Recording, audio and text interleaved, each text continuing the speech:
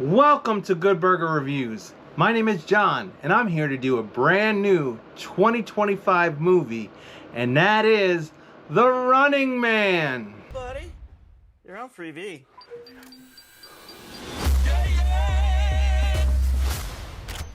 You better run!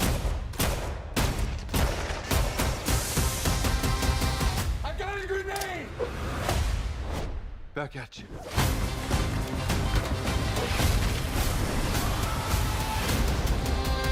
This movie was released in November of 2025. It is directed by Edgar Wright. It is starring Glen Powell, Amelia Jones, Jamie Lawson, Coleman Domingo, Josh Brolin, and William H. Macy. The basic overview. In the near future, The Running Man is a top-rated show on television. A deadly competition where contestants must survive 30 days while being hunted by professional assassins. Desperate for money to save his sick daughter, Ben Richards is convinced by the show's ruthless producer to enter the game as a last resort. This is a remake of the 1987 film starring Arnold Schwarzenegger. Okay, so this movie was listed as a conspiracy thriller / horror on some sites, and action, of course. Now, when I think about it, it really, to me, is not a horror movie. Now, this is a remake of the 1987 Arnold Schwarzenegger film, which, for some reason, I thought that was somewhat a horror film, but it was also listed as a conspiracy thriller. But neither of these movies are really horror. But considering some of the horrific images and some of the thriller aspects to the movie, I am going to review it and put it on my channel. Still here, you shit eaters. So we're going to get into the positives, the negatives, the mixed. We're going to compare it a little bit to the original movie from 1987. And then I might just dip into a little bit of spoiler section. And then, of course, the rating. This movie is the combination of so many movies from the past and even some from today.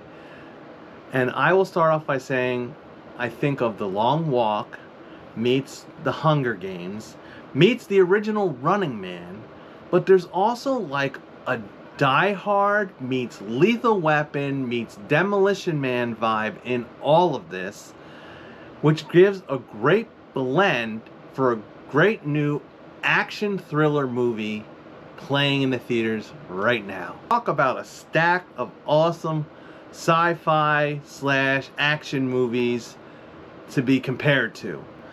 In the positives, the first thing that comes to mind, and in comparison to The Long Walk, is the characters. One of the things that impressed me so much in The Long Walk was how great the characters were for a movie where for the majority of the movie, or pretty much all the movie, they're just walking.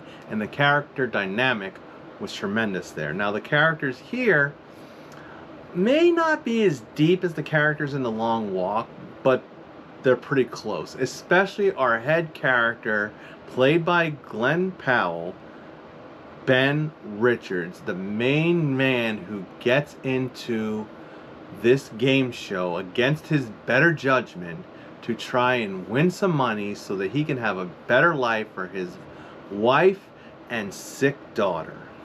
Ben Richards, 35, married, one child, in medical crisis. We need money for a doctor now. Ben, watch yourself. Employment status, blacklisted. And his character was giving me like Bruce Willis, especially once the Running Man game started. It was giving me a Bruce Willis in Die Hard vibe, because he literally is going through all the worst scenarios. Literally I mean, he wasn't walking around barefoot in glass, but he takes a pretty good beating by these hunters in this game. And I felt like the action was giving me a Die Hard vibe, but the character himself, Ben Richards, was giving me a Mel Gibson in Lethal Weapon vibe. The way he's kind of angry but witty, but yet full of so much heart. I'm not trying to get myself killed. So kiss my ass twice. Right there is why you can win this game. Not only him as the starring character, and obviously he's in the majority of the movie as the star, but many of these side characters, including his wife, including the child, including William H. Macy, who I thought was going to have a bigger role, but he really has a fairly small role. Josh Brolin, who plays the executive director, the CEO of the game show, who's running everything. Also, there's some other side characters that help him out along the way that really were either funny or exciting or just very heart-filled characters and very passionate characters with a lot to say, which adds to the complete package of this movie. Now, also in the positive, since I'm comparing it to Die Hard, obviously the action is there. It's very action-packed. It's constantly a chase scene for the majority of it. So, obviously the basic premise is he gets involved in this game show where he has 30 days and he's being chased by hunters. Now, the big difference as compared to the original movie, which the original movie was contained in the entire game show, which was contained in an entire one building, a fairly big building, but one building. And it was very much like the 1987 Schwarzenegger version was very much like a WWE match where it was very much that vibe. And this definitely ups the ante. Like, the game is live in the entire world, where this guy is running all over the US trying to escape these hunters, these assassins. I felt like The Long Walk had a very similar premise where it was placed in the future. It's a TV show that's being aired, and it's a competition. Now, the rules are different, and you think it's not a running race, really. It's more of a, well, he actually referred to it as playing hide and seek, but more of a manhunt type of game with deadly consequences. And obviously in The Long Walk, you had those same deadly consequences. Now, with this, there's a lot less people in the game. So, like, in the Long Walk, you have like 50 people walking. In this one, there's only 3 characters on the game show. In the original one, it started off with 3, but then a 4th one kind of gets dropped in. Also, I'll put in a positive. I think they do a fairly decent job at placing this in the somewhat near future. Now, in 87 Running Man, it took place in 2017, but when you watch that movie, you really feel like you're in 1987 still. It's total 80s vibe. The movie's total 80s cheese going on in it, and it's got Schwarzenegger and his famous "I'll be back," he gives that line in that movie. In this one, it's more apparent. They did a better job of putting it in the future. Now, it's not to say that it takes place in 2065. It never really defines the year like it did in the 1987 movie, but I would say it's probably at least 20 to 30 years in the future. And they do some decent things to kind of demonstrate that it's the future. A lot of it seems like AI's taken over more, and there's a lot more technology advanced. When you think about Back to the Future in 1985 versus 2015, and what we saw in 2015 and what they presented as 2015. Same thing with the 2017 versus 1987, they kind of got it wrong. I feel like here it could be closer to the truth, or at least maybe a better guess. I guess we'll find out in, either 2055 or 2065. Though while it did give a good vibe of the future, there was also some flavor of the 1980s sticking. Like, I primarily think of like the color code of the game show contestants, like when they go in and they have to pick out their suits that they wear on their game show. And that was another big difference in this one versus the original, where in the original one, he literally just gets on. There's no other game shows going on. In this world, there's multiple other game shows that he could have got on. He was trying to get on a different game show and ended up getting on the Running Man, even after he promised his wife he wouldn't go on the Running Man because it's a very deadly game. And that's where I was also getting the Demolition Man vibe, another movie that takes place in the future. And that was another movie that did a decent job of presenting the future, and this in a world where like there's two extreme cultures, where there's this very high end classy culture, and then this like rugged, you know, underworld, rough, poorer culture, and this does the same thing. So I mean, that was where I was getting that vibe, and I think overall they do a decent job of fleshing it all out. And I think overall the game was pretty decent. I mean, it's very similar to a Hunger Games. Also in the positive will definitely be the cinematography, the action, the special effects, all that's top notch here. Lots of great shots, lots of great images, and whatever was CGI overall blended it fairly decent. Also in the positive, there's lots of heavy themes in here, just the stress of the country, the stress of the world, the stress of the pressure on the everyday man to try and survive in an extremely changing world, especially in a very hostile country environment. Now that's going to bring me to the mixed. So in the mixed, I feel like the big mix for me is really the ending. So, without really getting into too many spoilers on it, because I think that this one's well worth a watch, and I will just say that this movie is definitely trying to subvert expectations with compared to the original.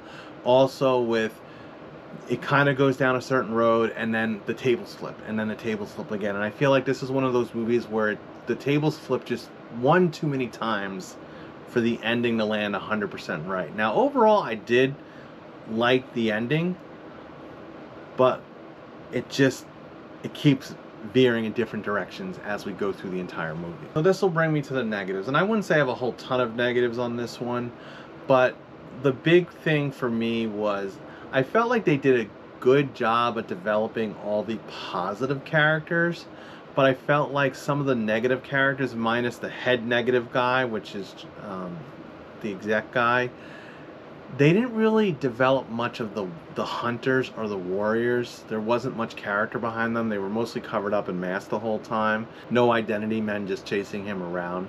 I will say also the runtime on this. So it's about 2 hours and 15 minutes, and I felt like that is just slightly a little long. I feel like they could have just shaved off a little bit of the edges of this, because there was some sluggish parts in the like front, middle, before the third act. You know, there's just some parts, and I just think like maybe it's a little overstuffed because there's so many characters, and so many of the characters were great, but they all had kind of small roles and no one was really substantial other than our main guy. And I felt like in the original movie, the characters that were in the game were stuck together within the one building, battling the enemies together. In this movie, they have the whole world at their fingertips to run around in, and soon as they meet, they seem like they're going to be a great group. I mean, he seems to have a connection with the two other players, but then they disperse and they're never together again. So that'll bring me to the spoilers, and I really just want to go over one spoiler. So spoiler warning, because it's about the end, and I'd mentioned this in the mix, that they kind of kept turning the tables, and you know, I kind of expected there to be a less ambiguous ending for a movie like this. You know, I just reviewed the movie Keeper, which came out the same weekend, and that had so much ambiguity, but that was kind of expected for a movie like this.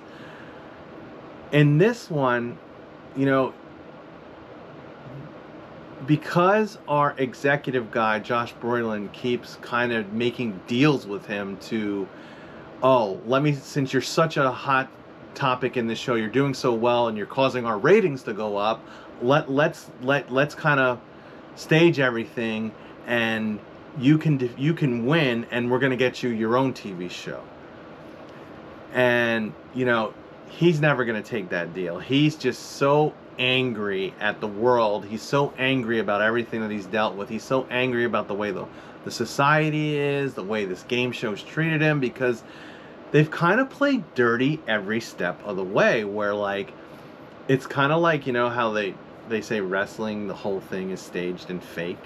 Well, it's kind of the same way here. This game really is, it seems like it's partly true, Like they let a little bit run loose, but like it definitely seems like when they decide they want the show to go in a certain way, they're going to stage it for their own route. And like there are scenes where like the show's live and it comes on and it's like what actually happened and versus what's aired is different because they're trying to make it better. Which, you know, I get it, TV shows do that, but this really was a great for an idea of a Survivor TV show or like one of those contest TV shows. It really should be a reality TV show, should really be based in reality.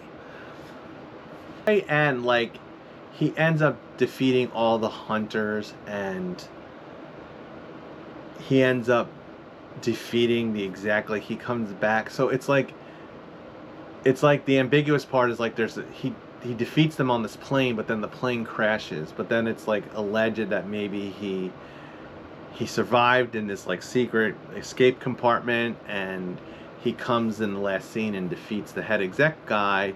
But it's kind of really quick. I thought he was going to have more of a screw you moment with Josh Brolin.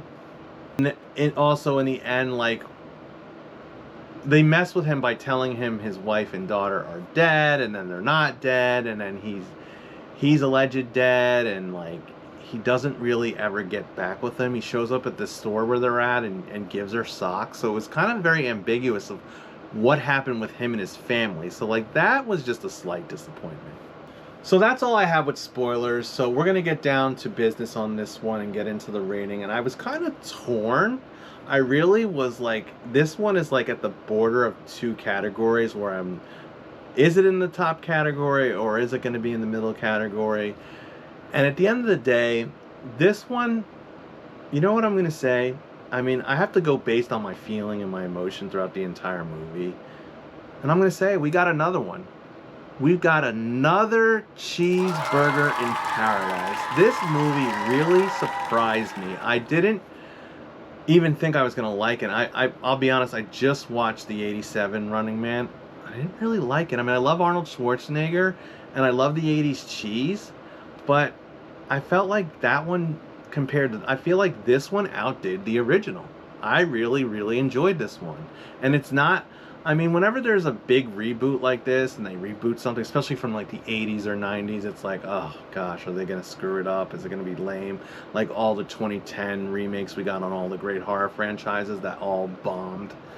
You know, this one is really an improvement and I really enjoyed it. And I just think kudos to this team in this movie because it blended the action with the futuristic thriller and the little bit of horror that's in it really well. So don't forget to stay scared when you get enrolled on a game show for 30 days and you have to fight for your life when 6 hunters are chasing you down and you have a psycho executive controlling all the moves. Get your family out of Slumside for good. I'm gonna come back here and burn this building down. I promise.